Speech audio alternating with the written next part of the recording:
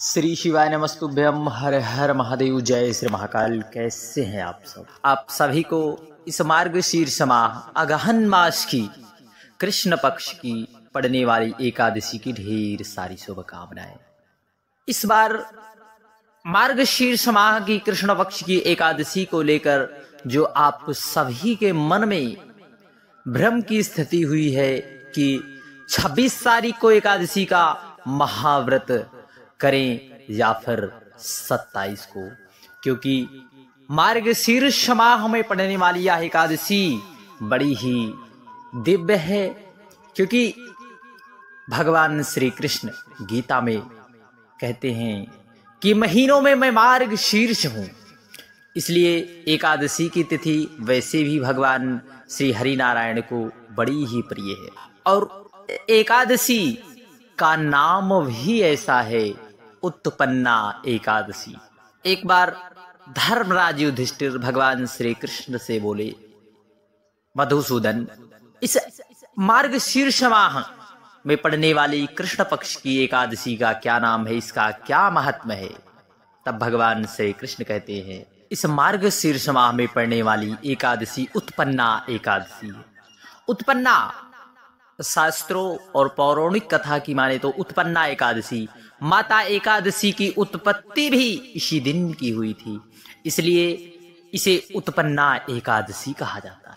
आइए जानते हैं 26 नवंबर या 27 नवंबर कौन सी एकादशी करने से हमें पुण्य फल की प्राप्ति होती है, अर्थात कौन से दिन 26 नवंबर या फिर 27 नवंबर की कौन सी एकादशी।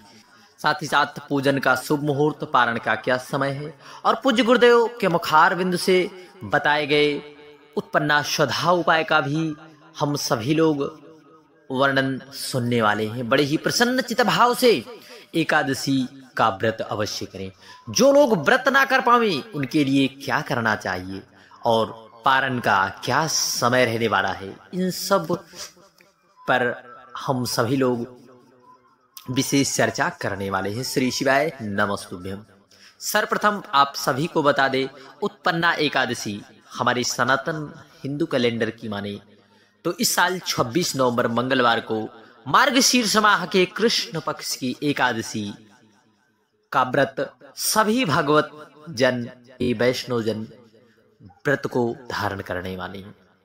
सर्वप्रथम हम सभी लोग यह जानते हैं कि कब से कब तक एकादशी की तिथि प्रारंभ हो रही है।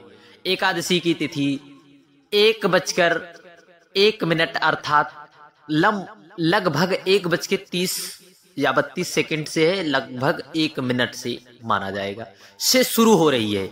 कब? 26 नवंबर रात्रि, अर्थात 26 नवंबर को रात्रि में 1:01 पर, और इस तिथि का समापन अगले दिन 27 नवंबर यानी बुधवार को तड़के अर्थात ब्रह्म मुहूर्त में 3:47 पर समाप्त हो रही है। एक बार पुनः समय सुन ले, 26 नवंबर को रात्रि में 1:01 को यह तिथि प्रारंभ हो रही है और 27 नवंबर बुधवार को 3:47 पर समाप्त हो जाएगी।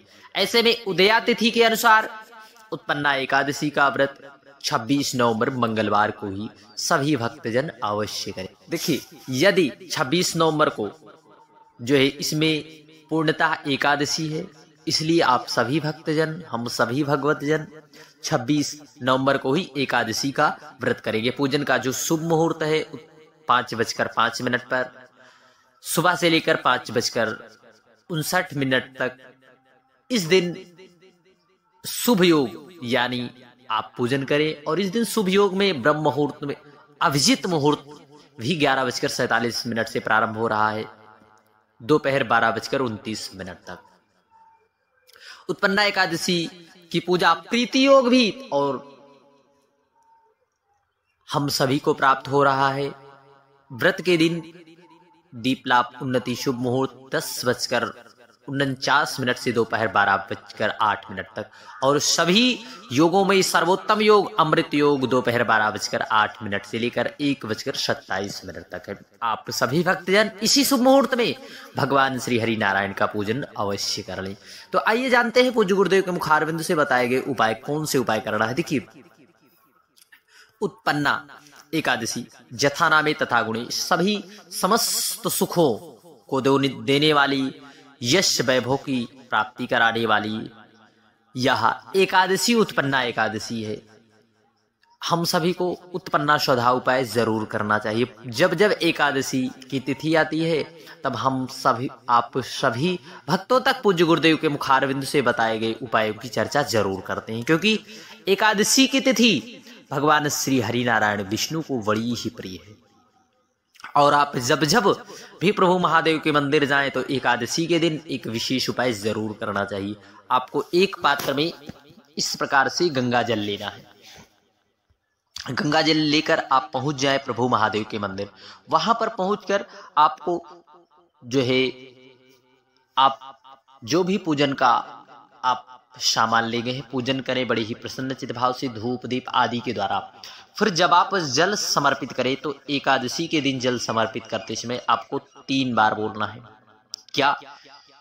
श्वधा श्वधा श्वधा, 3 बार। यदि 3 बार श्वधा श्वधा बोलने से हमारे जीवन में हमारे पितरों की कृपा प्राप्त होती है, तो ऐसे शुभ उपाय को करने से हमें नहीं चूकना है, और ऐसे शुभ संयोग में भी हमें जरूर उपाय करना चाहिए। क्योंकि जब जब एकादशी की तिथि आवे तो यदि हम अपने पितरों को याद करते हैं तो निश्चित है हमारे पितर तो प्रसन्न होते ही हैं, साथ ही साथ हमारे ऊपर भगवान श्री हरि नारायण की कृपा सदा सर्वदा बरसती रहती है, और देवाधिदेव महादेव तो सभी भक्तों पर कृपा करते ही हैं। यदि आप स्वधा स्वधा 3 बार बोल देते हैं तो वह जल आपके पितरों तक अवश्य पहुंचता है। इसलिए आप सभी भक्तजन स्वधा वाला उपाय जरूर करें, और साथ ही साथ जो भी भगवत जन एकादशी का व्रत का क्रम प्रारंभ करना चाहते हैं, इसी उत्पन्ना एकादशी से भी व्रत करना प्रारंभ कर सकते हैं। निश्चिंत होकर भगवान श्री हरि नारायण की छवि अपने मन मस्तिष्क में बसाते हुए इस एकादशी के व्रत का क्रम प्रारंभ कर सकती है। श्री शिवाय नमस्तुभ्यम, हर हर महादेव। बढ़ते हैं अगले विशेष उपाय में, परंतु एक बार आपको यह भी बता दें, यदि आप स्वधा स्रोत का पाठ करते हैं, 12 श्लोकों का होता है, स्वधा स्रोत का पाठ आप अवश्य कर लें इस दिन। निश्चितता है इससे भी जो है आपके पितृ जरूर प्रसन्न होंगे। श्री शिवाय नमस्तुभ्यम, हर हर महादेव, जय श्री महाकाल। एकादशी के विशेष नियम में आप सभी लोग अवश्य सुने। इस दिन किसी भी वृक्ष की पत्ती को तोड़ना वर्जित बताया गया है, और साथ ही साथ आपको उस व्यक्ति से जरूर दूरी बनाकर रखना है जो भी व्यक्ति किसी भी दूसरे व्यक्ति की निंदा या फिर भगवान की निंदा या फिर किसी भगवत भक्त की निंदा करता है, उस व्यक्ति से आपको दूरी जरूर बनाकर रखना है। साथ ही साथ आपको यह भी बता दें, इस दिन जितना हो सके हरि नाम संकीर्तन, भगवत नाम संकीर्तन, शिव नाम, कृष्ण नाम, जो भी आपको प्रिय नाम हो, संकीर्तन अवश्य करें। इस एकादशी से आप यह संकल्प लें, क्योंकि भगवान नाम ही हमारे जीवन का लक्ष्य होना चाहिए, भगवान नाम संकीर्तन। इसलिए आप अपने जीवन में यदि भगवान के चरणों में प्रीति पाना चाहते हैं तो भगवान नाम संकीर्तन एकादशी की तिथि पर आप जरूर करें। वैसे तो नित्य करते ही होंगे, परंतु आप यह संकल्प लें कि जब जब एकादशी की तिथि आवे तो आप अपने घर पर भगवत नाम संकीर्तन अवश्य करें। श्री शिवाय नमस्तुभ्यम, हर हर महादेव, जय श्री महाकाल।